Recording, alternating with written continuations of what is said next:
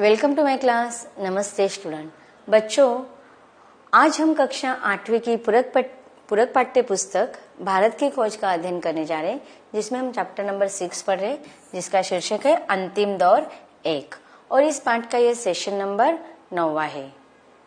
इसके पहले भागों में हमने पढ़ा था कि जो गदर के बाद सर सैयद खां और अबुल कलाम आजाद, इनके बारे में, उनके व्यक्तित्व के बारे में हमने पढ़ा था कि उस समय जो उर्दू साप्ताहिक जो था अल हिलाल, उसके जो संपादक थे, उसके जो लेखक थे, उनके बारे में हम जानकारी हासिल कर रहे थे। आगे भी लेखक हमें अगले परिच्छेदों में उनके बारे में ही बता रहे हैं। उनका दृष्टिकोण अधिक उदार और तर्कसंगत था। इस कारण वे पुराने नेताओं के सामंती, संकीर्ण धार्मिकता और अलगाववादी दृष्टिकोण से दूर थे। बहुत ही कम उम्र में उन्होंने बहुत सारी भाषाओं का ज्ञान अर्जित करके इस क्षेत्र में वो आगे बढ़ रहे थे। अपने इसी दृष्टिकोण के कारण वे अनिवार्य रूप से भारतीय राष्ट्रवादी थे। आजाद की शैली में उत्तेजना और तेजस्विता थी, गो कि कभी कभी वह फारसी पृष्ठभूमि के कारण कुछ कठिन प्रतीत होते थे। तो भले ही उनके लेखन शैली के द्वारा वह उसका व्यक्तिमत्व अलग दिखाई दे रहा था, फिर भी वह अनिवार्य रूप से भारतीय राष्ट्रवादी ही थे। और उनकी जो लेखन शैली थी उसमें उत्तेजना और तेजस्विता भरी हुई थी। कभी कभी वह फारसी पृष्ठभूमि के कारण कुछ कठिन प्रतीत होती थी कि उनकी उर्दू और फारसी लैंग्वेज होने के कारण उन्होंने जो अन्य लैंग्वेज अध्ययन ग्रहण किया था, तो उसके वजह से थोड़ी वो कठिन लगती थी। लेकिन उनका समाज के प्रति जो दृष्टिकोण था, किसी भी प्रकार से जागरूक करने का जो चेतना का उत्साह था, वह हमेशा उसमें निहित रहता था। नए विचारों के लिए उन्होंने नई शब्दावली का प्रयोग किया और उर्दू भाषा जैसी आज है उसे यह रूप देने में उनका निश्चित योगदान था। देखो, उसके पहले बहुत सारी अंग्रेजी भाषा का प्रभाव था। जो मासिक जो थे, जो साप्ताहिक थे, वे अंग्रेजी भाषा में अधिक छप रहे थे। उसके बाद अन्य प्रांतीय भाषाओं में भी छप रहे थे, लेकिन उर्दू भाषा में उन्होंने ही सर्वप्रथम मासिक छापना कार्य किया था। लेकिन उस समय उर्दू भाषा की जो ओजस्विता था वह नहीं दिखाई दे रही थी। तो इस प्रकार आज जो नई शब्दावली के रूप में उन्होंने उर्दू भाषा को सामने लाया था, उसको एक निश्चित रूप देने का जो योगदान किया था, जो कार्य किया था, वो उनके द्वारा ही आरंभ हुआ था। उनमें मध्ययुगीन पंडिताओपन, 18वीं शताब्दी की तार्किकता, तो देखो उनके इस लेखन शैली में मध्ययुगीन की पंडिताओपन दिखाई देती है, 18वीं शताब्दी का एक तार्किकता दिखाई देती है और आधुनिकता का दृष्टिकोण, इन सारे चीजों का एक विचित्र मेल था। अलीगढ़ कॉलेज में सर सैयद खां से उनका संबंध रहा था, लेकिन अलीगढ़ कॉलेज की परंपरा अलग थी और राजनीतिक और सामाजिक दोनों दृष्टियों से वे रूढ़िवादी थी। अब देखिए, अलीगढ़ कॉलेज की जो परंपरा थी, सर सैयद खां के द्वारा जिस इस कॉलेज की जो निर्मित की गई थी, उसकी परंपरा या उसका उद्देश्य अलग था, लेकिन राजनीतिक और सामाजिक दोनों दृष्टियों में जो रूढ़िवादिता दिखाई दे रही थी, उसमें अलगाव था। अपने विद्यार्थियों के सामने वे जो मुख्य लक्ष्य रखते थे, वह था निचले दर्जे की सरकारी नौकरियों में प्रवेश करना। अब देखो, इस कॉलेज में शिक्षा ग्रहण करने के बाद सर सैयद खान का जो उद्देश्य था, उनके सामने कौन सा विद्यार्थियों के सामने वो उद्देश्य रखा था कि जो ब्रिटिश सरकार के द्वारा जो कार्यालयों में जो नौकरियां दी जाती थी, सरकारी नौकरियों में जो प्रवेश करना था, वह भले ही किसी भी प्रकार की, किसी भी दर्जे की नौकरी देने का प्रयास करते थे, लेकिन उसमें वह अधिकतर निचले दर्जे की ही नौकरियां दी जाती थी। क्योंकि हम सबको तो पता है, ब्रिटिश सरकार अगर उनको उच्च स्थान पर रखते थे तो वह उनके लिए घातक हो सकता था। इसलिए वह क्या करते थे, ब्रिटिश सरकार इन सारे लोगों को निम्न स्तर के ही नौकरियों के पद देते थे। तो इस प्रकार सर सैयद अहमद खान का जो उद्देश्य था, वो रूढ़िवादी भी था और वहां पर शिक्षा ग्रहण करने के बाद वह लोगों को सिर्फ ब्रिटिश सरकार के अधीनस्थ रहकर निचले दर्जे की सरकारी नौकरियों में प्रवेश देना, इतना ही उनका उद्देश्य निहित था। इसके लिए सरकार समर्थक रवैया अनिवार्य था। अब देखिए, ब्रिटिश सरकार के अनुसार अगर उनको नौकरियां, सरकारी नौकरियां चाहिए, तो ब्रिटिश सरकार के अनुसार ही उनको सारे कार्य करने पड़ते थे। तो इसलिए सरकार समर्थक रवैया अनिवार्य हो गया था। राष्ट्र और विद्रोह के लिए कोई गुंजाइश नहीं था। तो उस समय अगर ब्रिटिश सरकार को नाखुश करना यह उनके लिए बहुत कठिन हो गया था। अगर उनके अनुसार सरकारी नौकरियां चाहिए तो राष्ट्रवाद किसके खिलाफ था? ब्रिटिश सरकार के खिलाफ। और विद्रोह की भावना, ब्रिटिश सरकार के खिलाफ विद्रोह की भावना या फिर अन्य किसी भी प्रकार का आक्रामक रूप धारण करने की गुंजाइश ही नहीं थी। अलीगढ़ कॉलेज का समुदाय अब नए मुसलमान बुद्धिजीवियों का नेतृत्व कर रहा था। तो इस प्रकार सर सैयद खां के द्वारा जो मुसलमानों ने जो राजनीतिक क्षेत्र का उनका मन कन्वर्ट कर लिया था और फिर उनका उद्देश्य था वहां पर अध्ययन ग्रहण करना और उनके अधीनस्थ रहकर नौकरियां करना। तो इस प्रकार जितने भी नए मुसलमान बुद्धिजीवी आ रहे थे, बुद्धिजीवी मतलब पढ़े लिखे जितने भी नए मुसलमान युवा वर्ग आ रहे थे, उनका वह नेतृत्व करे थे। और कभी कभी प्रकट रूप से पर अधिकतर पर्दे के पीछे से ही लगभग मुस्लिम आंदोलन को प्रभावित करता था। तो बहुत सारे लोगों के विचारों को वहां पर दबाया जा रहा था। तो लोगों को अगर अपने विचारों को प्रकट करना होता था, विद्रोह करना होता था, तो उस समय वह लगभग हर मुस्लिम आंदोलन को प्रभावित करता था। और पर्दे के पीछे पर रहकर मतलब आगे सामने आकर वह आक्रामक या आंदोलन में सहभागी नहीं हो सकते थे।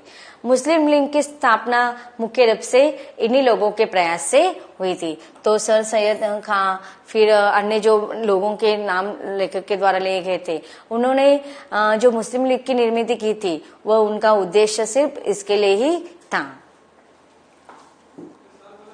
अबुल कलाम आजाद ने इस पुरातनपंथी और राष्ट्र विरोधी भावना के गढ़ पर हमला किया।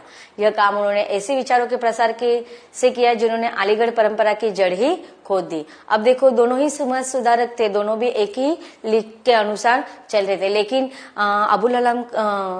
अबुल कलाम आजाद इन्होंने जो राष्ट्र विरोधी भावना को छिपा कर रखते थे, उन्होंने उस भावना को बाहर आक्रामक रूप से निकालने का प्रयास किया।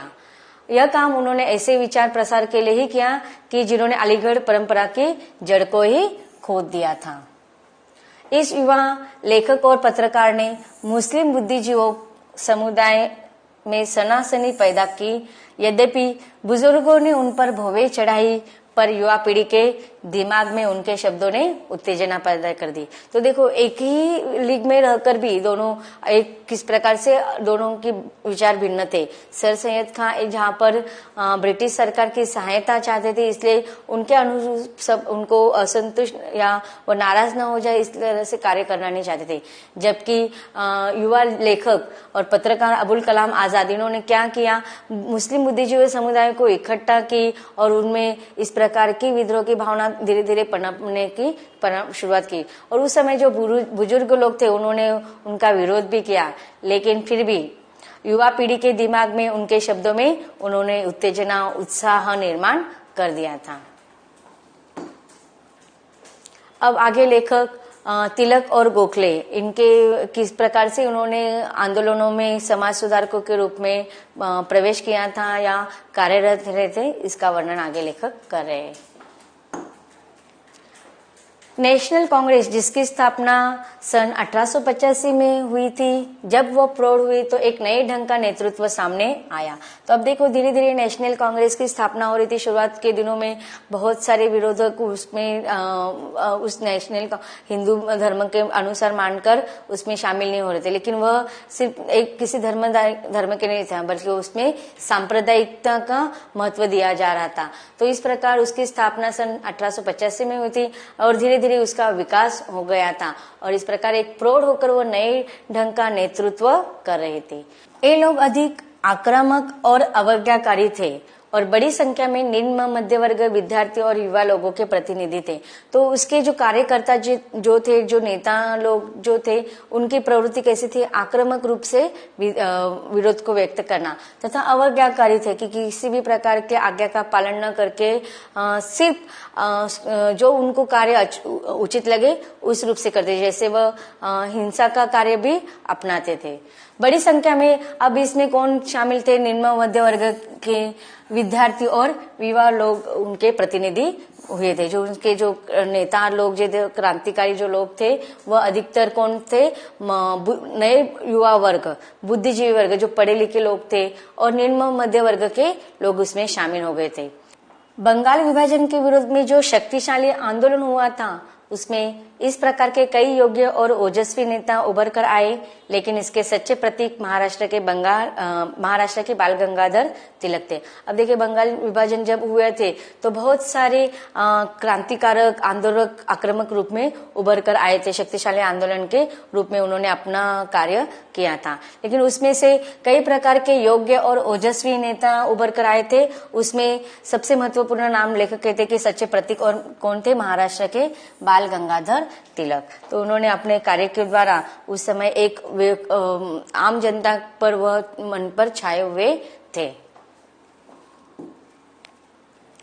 पुराने नेतृत्व के प्रतिनिधि भी कम उम्र के मराठा सज्जन गोपाल कृष्ण गोखले थे।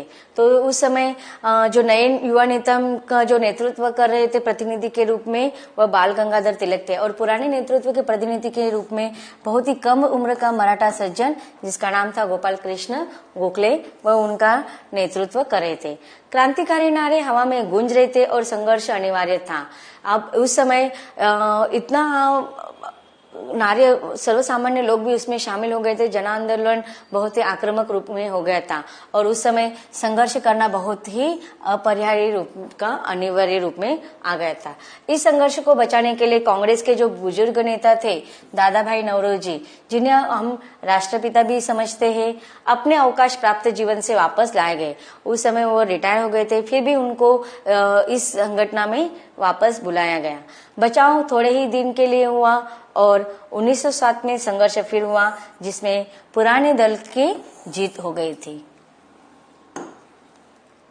पर इसमें संदेह नहीं कि राजनीतिक दृष्टि से सजग भारत की बहुसंख्यक जनता तिलक और उनके समुदाय के पक्ष में थी। अब उस समय देखो, चाहे रूप आक्रामक हो या किसी भी प्रकार का विद्रोह को लोग सामना करना नहीं जानते थे। अब उसके लिए जितने भी नेतृत्व प्रतिनिधि के रूप में आ रहे थे, उसमें से बहुसंख्यक लोग तिलक और उनके समुदाय के पक्ष में थे।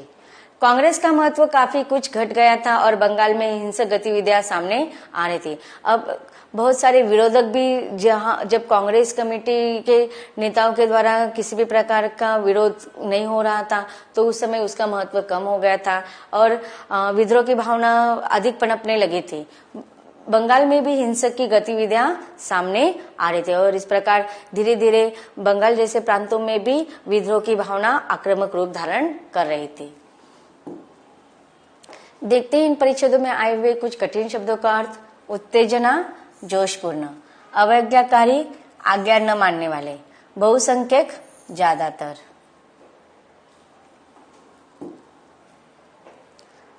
तो बच्चों, किस प्रकार ब्रिटिश शासन के बाद ब्रिटिश सरकार ने जब भारत पर अपना वर्चस्व स्थापित कर दिया था, तो किस प्रकार से शुरुआत में अंतर्विरोध हुआ, आक्रामक रूप नहीं हुआ था। धीरे धीरे समाज सुधारकों ने जनता के बीच में इस स्वतंत्रता की भावना को जागरूक कराया और फिर धीरे धीरे उसका आक्रामक रूप धारण हो गया और आगे चलकर 1800 जो बहुत बड़ा विश्व युद्ध हुआ था, उसका परिणाम स्वरूप इनका जो नींव डाली गई थी, इन नेताओं के द्वारा डाली गई थी। शुरुआत में जो अंतर्विरोध हो रहा था, उसका आक्रामक रूप धारण कर लिया था। तो इस प्रकार यह पाठ यहीं पर खत्म होता है। धन्यवाद।